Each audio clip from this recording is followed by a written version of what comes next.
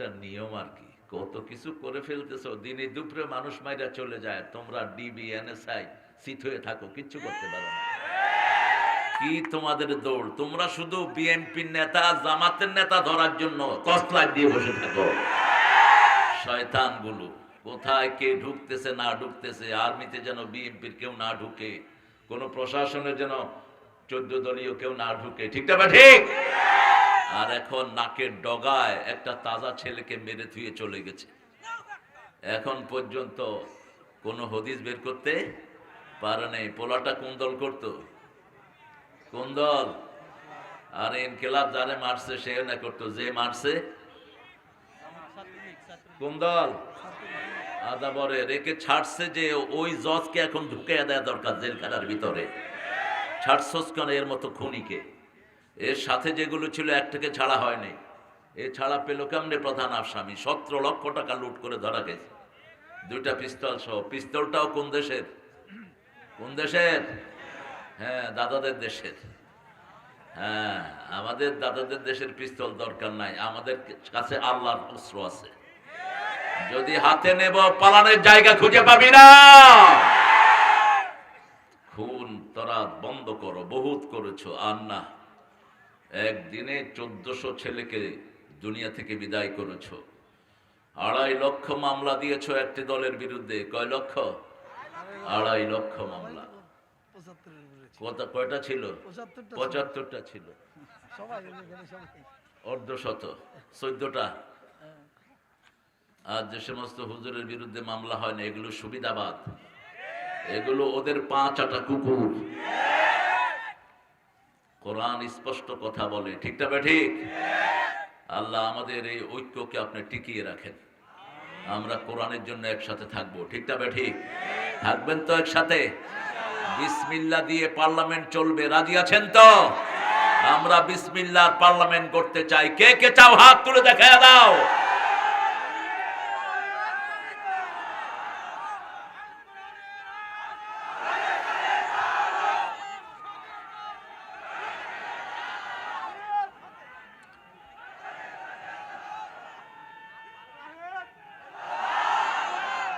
ইতিমধ্যেই ভারপ্রাপ্ত চেয়ারম্যান তারেক রহমান বলেছেন 50 লক্ষ লোকের কর্মসংস্থান তিনি করবেন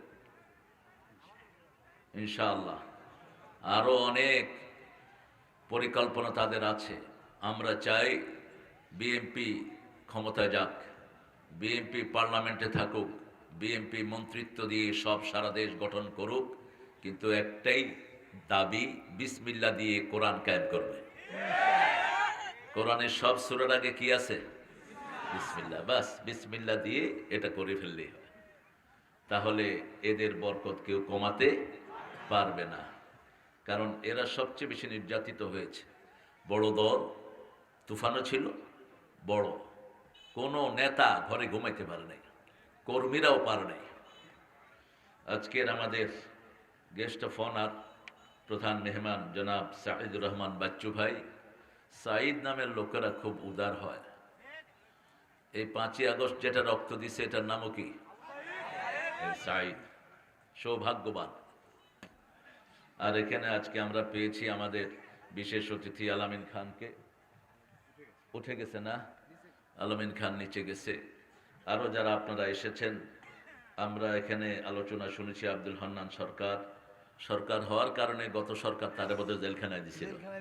এ কিন্তু জামাতের খুব বড় কিছু না, কিন্তু পুলিশ এরে দেখলেই কিন্তু তোর মতো নেতা সিরাজগঞ্জে নেই, চল যাই। আচ্ছা, মানুষের মনে যা মুখে আসে তা। আপনাদের এই বেলকুচিতে আমার এক মাহফিল, সেখানে ওই যে মন্ত্রী কি একটা ছিল, এমপি মোমেন নাকি, হ্যাঁ মোমেন মন্ডল। আচ্ছা, এও স্টেজে এসপি টেসপি সব স্টেজে, বহু মানুষ।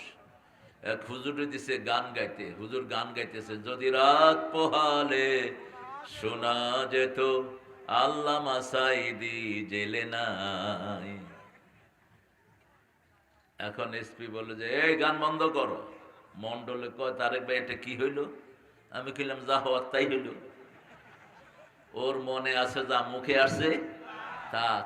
কয় এসপি সাহেব অ্যারেস্ট করেন। আমি বললাম এসপি এটা তোমার মামুর বাড়ি না, গায়ে হাত দিয়ে দেখো, মানুষ তোমার চামড়া তুলে ফেলবে।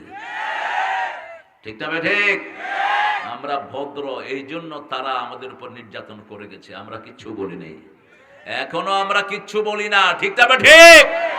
এত মেসাকারের পরে কোন আওয়ামী লীগের নেতা কর্মীর গায়ে বিএনপি জামাতের কেউ হাত দেয়নি, তাদের বাড়ি ঘরও ওরকম নষ্ট করে নেই।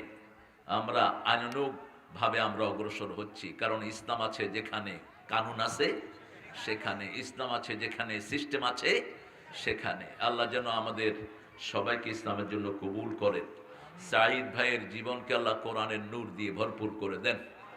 আল্লাহ আলামিন খানকে কবুল করেন। মাওলানা হাফেজ আব্দুল আল আমিন কথা বলেছে, ও সুন্দর কথা বলেছে। একটা বিষয়, পার্টিকুলার বিষয় থেকে কথা বলবা, যাতে করে মানুষ কিছু নিয়ে যেতে পারে। সূরা মুল্ক থেকে ও কথা বলেছে। তো সূরা মুল্কটা আপনারা পড়েন তো রাতে, না সবাই পড়েন তো? আজকে পড়ে শুবেন ইনশাআল্লাহ। সূরা মুল্কটা পড়লে কবরের আর আযাব হবে না, কবরের প্রশ্ন উত্তরই হবে না। সুবহানাল্লাহ বলতে ইচ্ছা করে না। এখানে অনেক ওলামা হযরত এসেছেন, নিচে বসেছেন, উপরে আনতে পারলে ভালো হতো, কিন্তু সবাইকে উপরে আনলে স্মার্ট স্টেজ হয়ে যেতে পারে, সেজন্য সবাইকে আনা গেল না।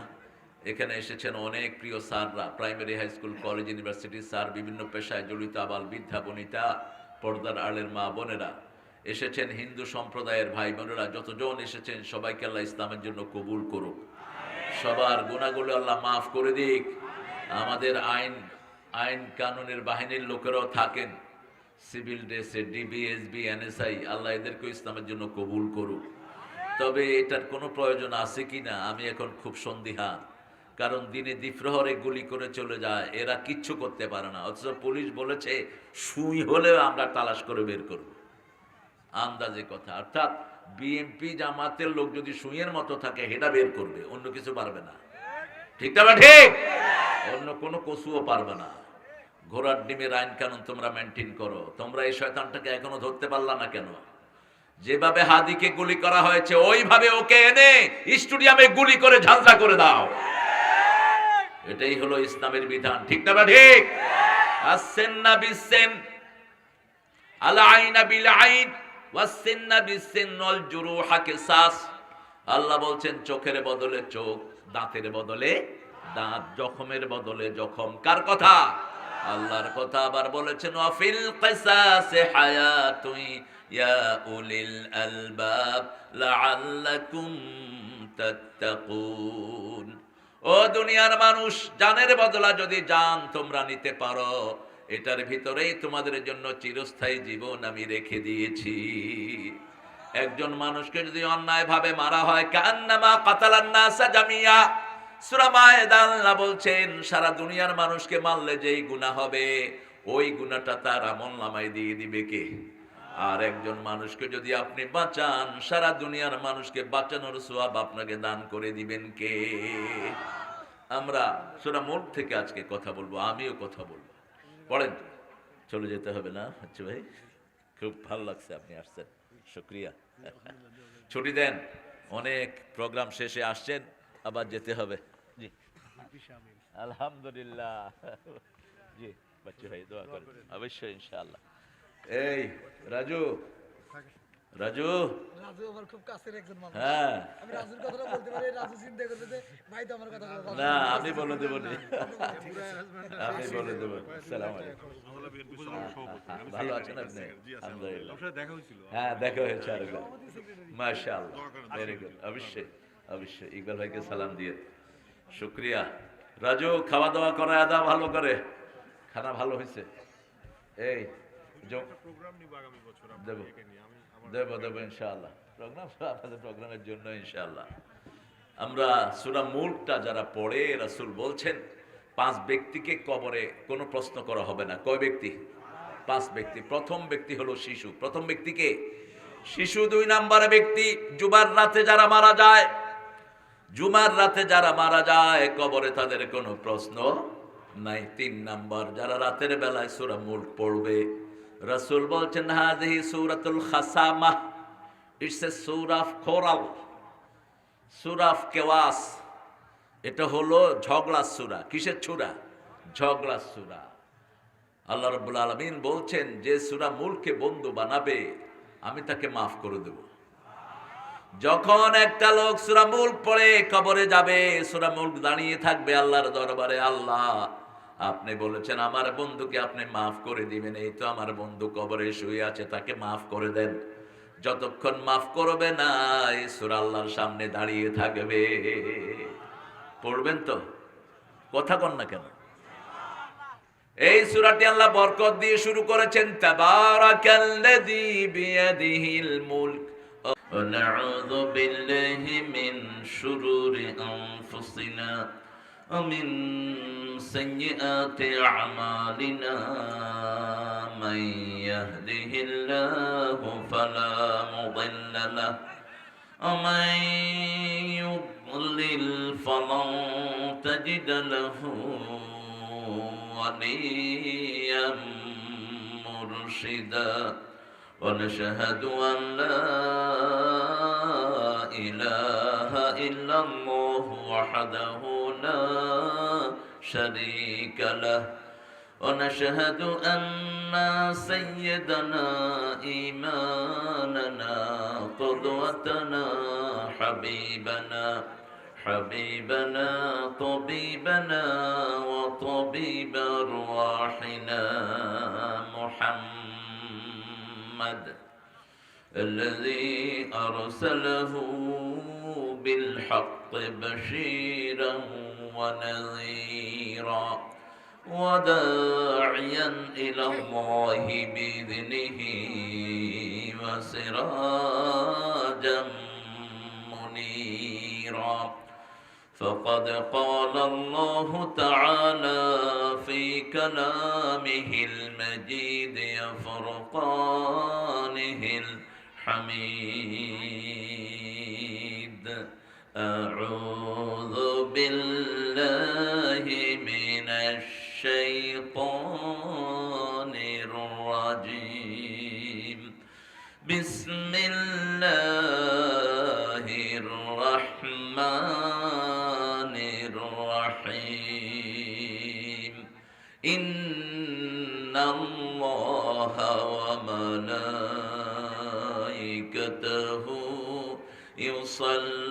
يصلون على النبي يا أيها الذين آمنوا صلوا عليه وسلموا تسليما اللهم صل على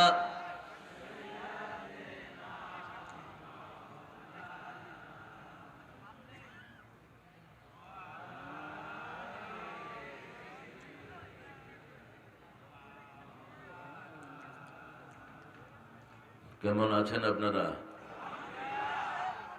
আলহামদুলিল্লাহ, আমরাও ভালো আছি। কোরআন দিয়ে যারা কথা বলে এরা খারাপ থাকতে পারে না।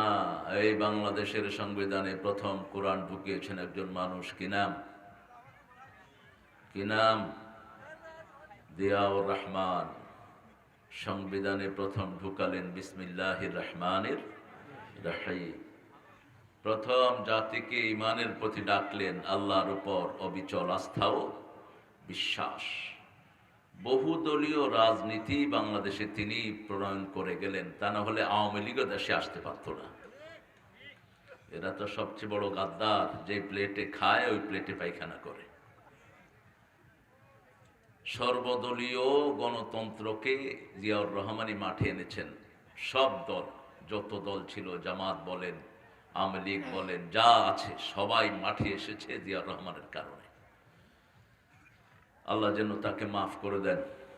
তার প্রিয়তম সহধর্মিণী, যিনি আলেমদের জন্য ছায়াস্বরূপ ছিলেন এবং আল্লামা সাইদিকে ধর্ম মন্ত্রণালয়ের চেয়ারম্যান বানিয়েছিলেন, তিনি সবচেয়ে বেশি কেঁদেছেন সাইদির মৃত্যুতে এই বেগম খালেদা জিয়া।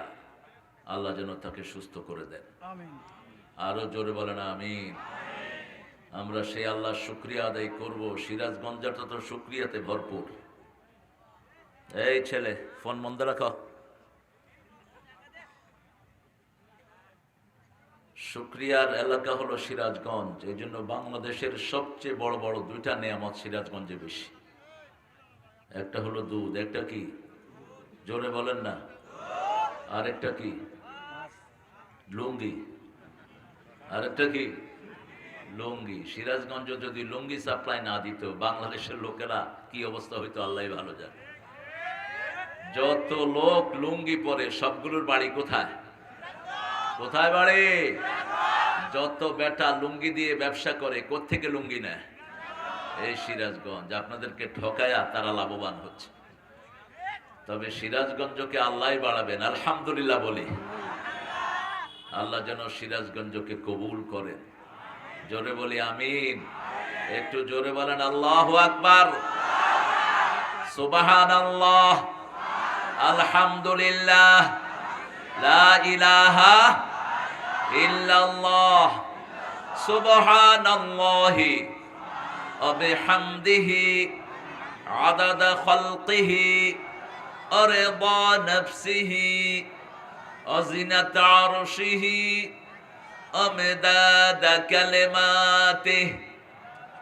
লাকাল হামদ ইয়া রাব কামা ইয়ানবাগি লিজালালি ওয়াজহিক ওয়া আযীমি সুলতানিক। প্রশংসা করলাম কার?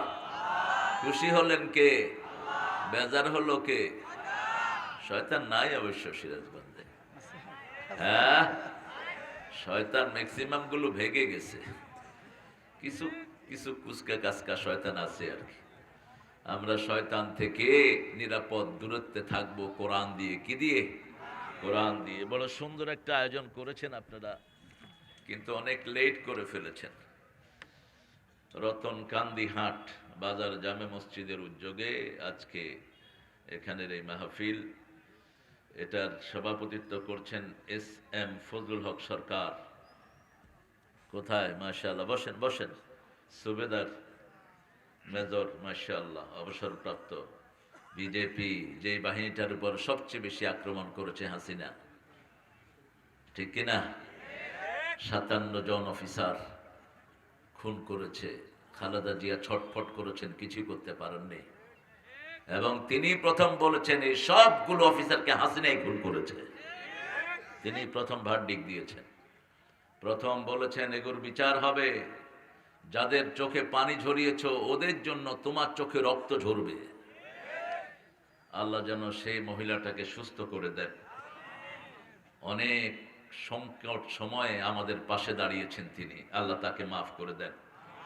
আজকের প্রধান অতিথি প্রফেসর এম এ মহিদ সাহেব আসলে ভালো হতো। মহিদ্দা বোধহয় ব্যস্ত আছেন, ঢাকায় আছেন নির্বাচনী কারণে, আচরণ বিধির কারণে, বুঝছেন তো? আচরণ বিধি কিসের আচরণ বিধি মিয়া? আমরা এসে বিসমিল্লাহ পড়বো, সমস্যা কি? মহিদ ভাই এসা সূরা ইখলাস পড়তো, সমস্যা কি? ঠিক কিনা? এগুলো একটা নিয়ম আর কি। কত কিছু করে ফেলতেছো, দিনে দুপুরে মানুষ মাইরা চলে যায়, তোমরা ডিবি এনএসআই সিট হয়ে থাকো, কিচ্ছু করতে পারো না। কি তোমাদের দৌড়? তোমরা শুধু বিএনপির নেতা জামাতের নেতা ধরার জন্য কসলায় দিয়ে বসে থাকো।